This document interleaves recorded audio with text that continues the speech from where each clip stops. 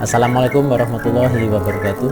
Kembali lagi sahabat Bidikar Pecahongon, dimanapun berada, kita ketemu lagi di channel Bidikar Pecahongon bersama saya Gunadi Widi Nur Cahyo. Nah sahabat, kita kembali akan sinau bareng belajar mengambil hikmah dari sebuah kisah. Kali ini kita akan dengarkan sebuah kisah di masa setelah wafatnya Nabi Musa alaihissalam, yaitu kisah di kalangan Bani Israel. Setelah wafatnya Nabi Musa alaihissalam dan Nabi Harun alaihissalam, maka Allah mengutus penerus untuk meneruskan perjuangan Nabi Musa alaihissalam untuk memimpin kaum Bani Israel, yaitu muridnya Nabi Musa alaihissalam sendiri yang bernama Yusha, yang kemudian juga Allah angkat sebagai nabi. Nah, Nabi Yusha alaihissalam ini juga pernah disebutkan di dalam Al-Quran ketika menemani Nabi Musa alaihissalam dalam perjalanannya untuk bertemu dengan Nabi Khidir alaihissalam yang dikisahkan di surat Al-Kahfi. Namun di kisah itu nama Yusha tidak disebutkan. Jadi di riwayat disebutkan bahwa Yusha ini adalah muridnya Nabi Musa alaihissalam yang kemudian meneruskan tugas kenabian dan memimpin kaum Bani Israel untuk merebut kembali Baitul Maqdis.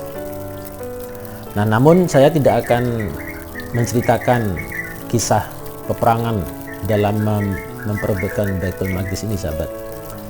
Dimana dalam kisah ini juga terdapat satu keajaiban, mujizat yang Allah berikan kepada Nabi Yusha alaihissalam, yaitu menahan matahari untuk tidak tenggelam. Nah, tentang kisah Nabi Yusha alaihissalam yang menahan matahari ini, saya rasa di YouTube sudah ada kisahnya. Nah, sahabat bisa cari sendiri videonya. Saya akan mengisahkan pada saat setelah peristiwa atau peperangan tersebut. Jadi setelah peperangan selesai dan kaum Bani Israel berhasil mengusir bangsa yang menjajah Baitul Maqdis tersebut, dan mereka kembali menguasai Baitul Maqdis dan kembali pulang kampung setelah sekian lama merantau dan sempat diperbudak oleh Fir'aun di Mesir. Maka kemudian akhirnya kaum Bani Israel ini meraih kemenangan sebagaimana yang dijanjikan Allah. Nah, namun kemenangan ini disertai dengan banyak pelanggaran-pelanggaran, banyak perbuatan-perbuatan yang tidak sepantasnya dilakukan oleh kaum Bani Israel ini. Mulai dari ketika menolak ajakan perang dari Nabi Musa alaihissalam ketika Nabi Musa masih hidup, jadi mereka enggan berperang. Lalu kemudian ketika diharuskan masuk ke pintu gerbang Baitul Maqdis dengan posisi menunduk, itu pun juga mereka melakukan sesuatu yang tidak pantas. Jadi harusnya berjalannya itu ke depan dengan posisi menunduk. Nah, ada di antara mereka yang berjalannya itu memang menunduk tapi mundur. Jadi seolah-olah mengejek ya, ataupun melakukan tindakan yang kurang ajar. Karena kan Allah yang memerintahkan untuk menunduk itu, untuk menghormat sebagai tanda mereka hormat. Nah, jadi berbaca macam perilaku Bani Israel ini yang menunjukkan ya kebandelan ataupun keras kepalanya mereka. Nah, begitupun terjadi setelah kemenangan berhasil diraih. Sebagaimana biasanya setelah peperangan itu selalu ada harta rampasan perang atau yang disebut dengan harta ghanimah. Nah, cuma perbedaannya dengan di zaman Rasulullah, harta rampasan perang itu boleh dibagikan kepada orang-orang yang ikut berperang. Nah, kalau di zaman Rasulullah itu Rasulullah sendiri yang membagi. Itu hak bagi kaum yang memenangkan peperangan. Tetapi di syariatnya Nabi Yusha alaihissalam ini mungkin masih mengikuti syariat Nabi Musa alaihissalam, bahwa harta rampasan perang itu tidak boleh dibagikan. Ya, tidak boleh dibagikan kepada pihak yang memenangkan peperangan tersebut. Ini merupakan satu hukum ketetapan pada saat itu karena kaum Bani Israel ini diuji keikhlasannya dalam berperang, karena kan mereka juga sempat menolak berperang ketika diajak Nabi Musa alaihissalam. Jadi karena perilakunya ini, ya Allah memberikan mereka ujian untuk menguji apakah peperangan mereka itu benar-benar karena Allah atau hanya karena menginginkan harta. Nah, kalau seandainya harta rampasan perang itu dibagikan kepada kaum Bani Israel yang memenangkan peperangan, maka dikhawatirkan motivasi mereka ikut berperang itu hanya sekedar untuk mendapatkan harta. Maka hukumnya pada saat itu harta rampasan perang tidak boleh dibagikan, tapi harus dimusnahkan. Nah, demikian juga di saat kemenangan yang diraih kaum Bani Israel yang dipimpin oleh Nabi Yusha alaihissalam ini. Nabi Yusha alaihissalam memerintahkan harta rampasan perang tersebut dikumpulkan. Ya, tidak hanya peralatan perang, tapi juga ada perhiasan-perhiasan, ada emas, ada permata juga. Dikumpulkan dan dibakar, dimusnahkan. Namun karena mungkin banyaknya barang-barang, banyaknya harta yang dibakar, sehingga tidak semuanya ikut terbakar. Tanpa sepengetahuan Nabi Yusha alaihissalam, ada di antara kaum Bani Israel ini yang mengambil sisa barang yang tidak terbakar tadi. Kemudian keesokan harinya, setelah diperiksa, ternyata diketahui oleh Nabi Yusha alaihissalam ada di antara kaum Bani Israel yang telah mencuri sebagian dari harta yang mau dimusnahkan tersebut. Maka kemudian Nabi Yusha alaihissalam membuat suatu cara untuk mengetahui siapa gerangan yang telah mencuri tersebut, karena kalau dibiarkan ini bisa-bisa kaum Bani Israel mendapatkan hukuman lagi dari Allah. Nah, maka kemudian Nabi Yusha alaihissalam mengumpulkan kepala suku. Dari setiap suku diwakili oleh kepala sukunya, sebagaimana yang disebutkan di dalam Al-Quran. Di kalangan Bani Israel ini ada 12 suku.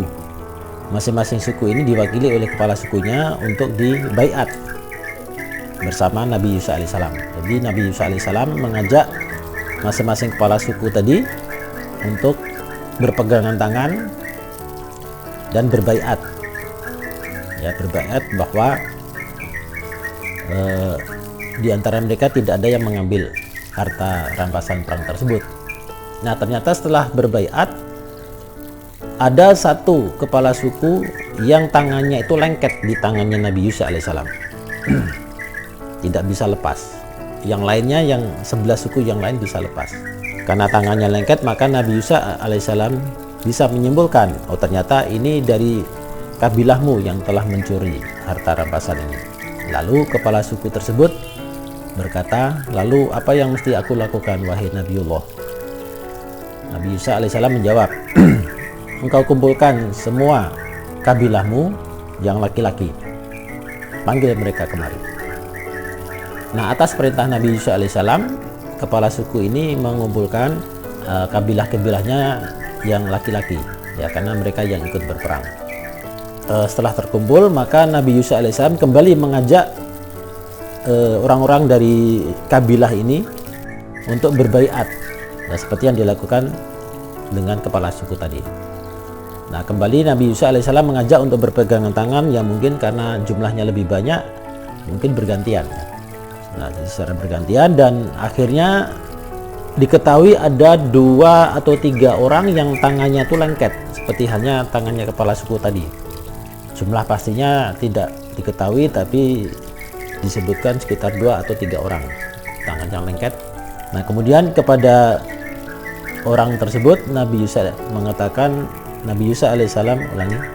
Nah, karena itu kemudian Nabi Yusuf alaihissalam menyimpulkan yang mengatakan kepada 2 atau 3 orang yang tangannya lengket tadi, ternyata kalianlah yang telah mencuri harta rampasan perang itu. Sekarang kembalikan.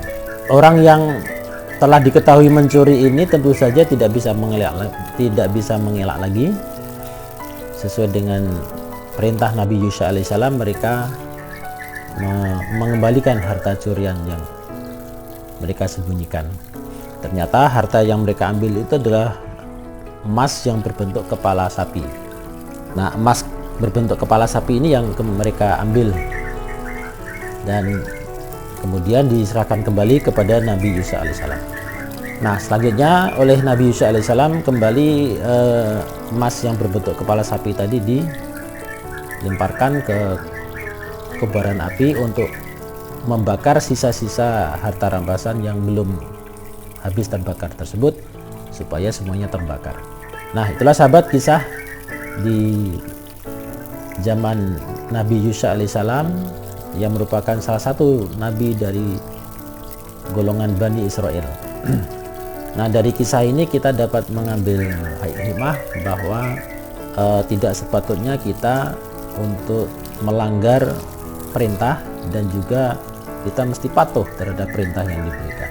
Apakah itu perintah dari atasan, perintah dari orang tua, apalagi perintah dari Allah Subhanahu wa taala.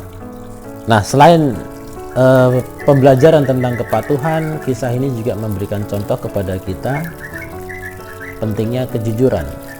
Dalam kisah itu Nabi Yusuf alaihissalam memerintahkan untuk mengumpulkan semua harta rampasan perang. Ternyata ada yang tidak menyerahkan, bahkan kemudian mencurinya. Berarti tidak jujur. Nah, sehingga ketidakjujuran ini bisa berakibat fatal. Nah, maka kisah ini juga memberikan pelajaran kepada kita. Mari kita selalu setiap saat untuk menjaga kejujuran, ya, karena berbagai kesulitan, berbagai kasus, berbagai masalah yang menimpa bangsa kita ini, salah satu penyebabnya adalah hilangnya kejujuran.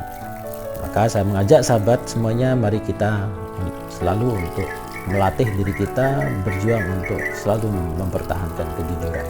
Demikian sahabat, mudah-mudahan bermanfaat, dan insya Allah kita akan ketemu lagi di episode mendatang dengan kisah dan topik yang berbeda, tetap di channel yang sama, channel Pendekar Bocah Mon. Terima kasih atas dukungan dan doa sahabat semuanya. Mohon doanya dan dukungannya terus. Semoga channel Pendekar Bocah Mon bisa terus memberikan manfaat kepada para viewer, kepada para subscriber dimanapun berada. Demikian saya tutup, saya akhiri pertemuan kita pada episode ini. Assalamualaikum warahmatullahi wabarakatuh.